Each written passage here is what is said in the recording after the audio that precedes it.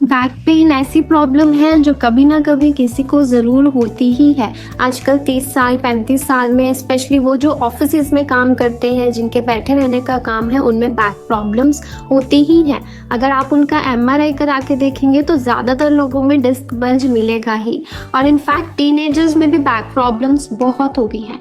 ऐसा क्यों? क्योंकि उनका लाइफस्टाइल ऐसा है या फिर उनका बैठे रहने का काम है, कोई फिजिकल एक्टिविटी, बिल्कुल एक्सरसाइज नहीं करते। नमस्कार, मेरा नाम डॉक्टर जैस्मिन है। मैं आयुर्वेदा कंसल्टेंट हूँ और आज हम बात करेंगे कि बैक पेन क्यों होता है, क्यों आजकल ये इतना कॉमन हो गया है। आप कई तरह के ट्रीटमेंट्स लेते हैं, पेन किलर्स लेते हैं, मसाज कराते हैं, फिजियोथेरेपी कराते हैं, लेकिन सबसे ज़रूरी ये जानना है कि आपको बैक पेन क्यों हो रहा है। और इसके एक रीज़न नहीं है, इसके बहुत सारे रीज़न्स होते हैं। ऐसा मत करिए कि आप सिर्फ पेन किलर्स लेते रहें, रूट कॉज यानी बीमारी की जड़ पर काम करें। अगर आपका पेन बैड पोस्चर के कारण है और आप पेन किलर्स लेते रहेंगे तो वो तो कभी ठीक ही नहीं होगा जब तक आप अपना पोस्चर नहीं इम्प्रूव करेंगे। तो अगर आपको नॉलेज होगा तो ही मालूम होगा कि आपको क्या रीज़न है, इसलिए ये वीडियो एंड तक ज़रूर देखें। आपको सबसे पहले ये जानना होगा कि प्रॉब्लम बोन में तो नहीं है, कहीं आर्थराइटिस तो नहीं हो गया, कहीं कैल्शियम या विटामिन डी की डेफिशिएंसी तो नहीं है, क्योंकि उसकी वजह से ऑस्टियोपोरोसिस और फ्रैक्चर्स के भी रिस्क बढ़ सकते हैं। कहीं मसल में ट्रियर तो नहीं हो गया, स्पाज्म तो नहीं है, लिगामेंट में स्ट्रेन तो नहीं है, टेंडन तो नहीं रप्चर हो गया, या फिर डिस्क का डीजनरेशन तो नहीं हो गया, डिस्क प्रोलैप्स तो नहीं हुआ। क्योंकि अगर ये हो गया है तो एक सियाटिका पेन होता है। कई पेशेंट्स कंप्लेन करते हैं कि जो पेन है हमारा वो कमर से लेके पैर के अंगूठे तक जाता है, उसको सियाटिका पेन बोलते हैं। उस पर मैंने अलग सा वीडियो भी बनाया है, तो ये वीडियो आप ज़रूर देखें अगर आपको ये प्रॉब्लम है। सबसे मेन रीज़न बैक पेन का है बैड पोस्चर, यानी आप गलत तरीके से बैठते हैं, गलत तरीके से उठते हैं, गलत तरीके से सोते हैं, गलत तरीके से ड्राइविंग सीट पे बैठते हैं, गलत तरीके से आप नीचे झुकने के लिए जब सामान उठाते हैं तो उस टाइम भी आपका बैड पोस्चर होता है। तो ये सबसे बड़ा रीज़न है आपके बैक पेन का। हमेशा स्ट्रेट बैठना चाहिए, झुककर नहीं बैठना।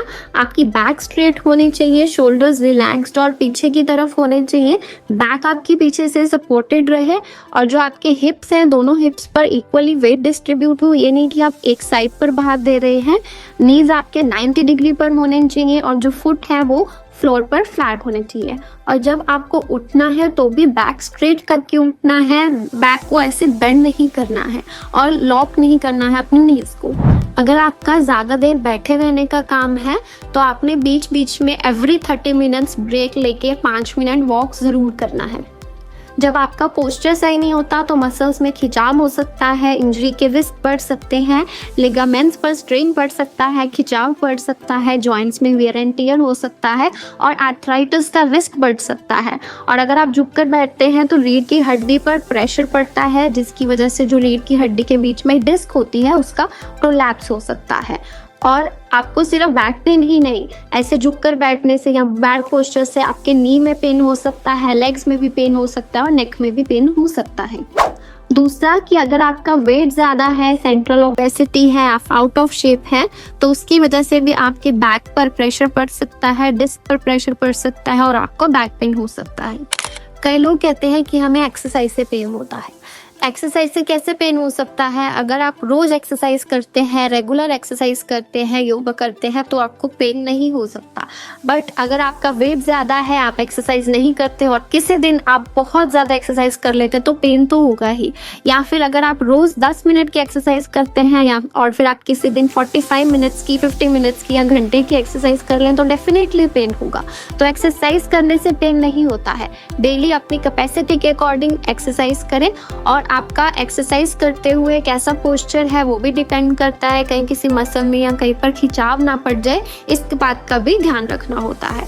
और दूसरा, आप कौन से टाइप की एक्सरसाइज कर रहे हैं। आपकी बैक में स्ट्रेंथ होनी चाहिए, कोर मसल्स में स्ट्रेंथ होनी चाहिए, तो इसलिए हो सके तो अपनी एक्सरसाइजेज अंडर सुपरविजन ही करें। नेक्स्ट हो सकता है कि आपको कोई न्यूट्रिशनल डेफिशिएंसी है, विटामिन डी की कमी है, कैल्शियम की कमी है, आपके बोन लॉस हो रहा है, ऑस्टियोपोरोसिस हो रहा है या फिर ऑस्टियोआर्थराइटिस या गठिए की प्रॉब्लम है तो भी आपको बैक पेन हो सकता है। या फिर अगर आप अल्कोहल लेते हैं, स्मोकिंग लेते हैं, उसकी वजह से भी आपके बैक में ब्लड फ्लो रिस्ट्रिक्ट हो सकता है और आपको बैक की प्रॉब्लम हो सकती है। पेट की प्रॉब्लम की वजह से भी आपको बैक पेन हो सकता है। अगर आपको इंडाइजेशन का प्रॉब्लम है, गैस है, ब्लोटिंग है या फिर कॉन्स्टिपेशन रहती है या फिर आप वातवर्धक भोजन का ज़्यादा सेवन करते हैं जिससे वायु का बढ़कर आपकी बैक में स्टिफनेस कर सकता है, तो इस बात का ध्यान दें कि आपको कोई पेट की प्रॉब्लम नहीं है और आपका पेट टाइम टू टाइम साफ हो रहा है। कुछ ना कुछ इंजरी या मसल पुल या एक्सीडेंट की वजह से, फ्रैक्चर की वजह से भी बैक पेन हो सकता है, या फिर एज के साथ साथ कुछ डीजनरेशन हो गया है, डिस्क डीजनरेशन हो गया है, या फिर कोई स्पाइन में इन्फेक्शन तो नहीं है, टीबी का प्रॉब्लम तो नहीं है, तो भी ये प्रॉब्लम में बैक पेन हो सकता है। मैट्रेस भी बहुत इंपॉर्टेंट होता है जिस पर आप सो रहे हैं, वो ज़्यादा हार्ड नहीं होना चाहिए, ज़्यादा सॉफ्ट भी नहीं होना चाहिए, मीडियम फॉर्म मैट्रेस होना चाहिए। इवन साइकोलॉजिकल कंडीशंस में भी बैक पेन हो सकता है। किसी को डिप्रेशन है, स्ट्रेस है, एंजाइटी है, उसकी वजह से बैक पेन का रिस्क बढ़ सकता है। कई बार बैक पेन का रीज़न जानने के लिए ब्लड टेस्ट करवाने पड़ सकते हैं, विटामिन डी का, कैल्शियम का, या जो आर्थराइटिस के टेस्ट होते हैं वो करवाने पड़ते हैं, या फिर एक्सरे, सीटी, एमआरआई भी करवाना पड़ सकता है। कुछ नर्व स्टडीज़ भी होती है वो भी करवानी पड़ सकती है, और अगर ज़्यादा प्रॉब्लम है तो आपको सर्जरी या ऑपरेशन भी करवाना पड़ सकता है। तो इट्स बेटर कि आप अभी से प्रिवेंट करें इस चीज़ को।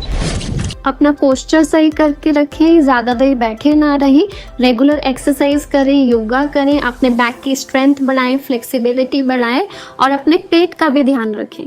कुछ बैक पेन आपके होम ट्रीटमेंट से भी ठीक हो जाते हैं। थोड़े दिन रेस्ट करें और आप गुनगुने तेल के साथ उस पर मालिश करवाएं, गर्म पानी में फिट करें या फिर नमक डालकर टाल से आप 15 से 20 मिनट सेकाई भी कर सकते हैं। बट अगर ज़्यादा प्रॉब्लम है, आपको बिल्कुल भी रिलीफ नहीं मिल रहा है, तो अपने डॉक्टर को ज़रूर कंसल्ट करें, या फिर आप हमें भी इस व्हाट्सएप नंबर पर कंसल्ट कर सकते हैं। अगर आपको ये वीडियो अच्छा लगा तो इसको लाइक, कमेंट, शेयर और चैनल को सब्सक्राइब ज़रूर करें, और जानकारी के लिए हमारे चैनल पर दूसरी वीडियोज़ देखें।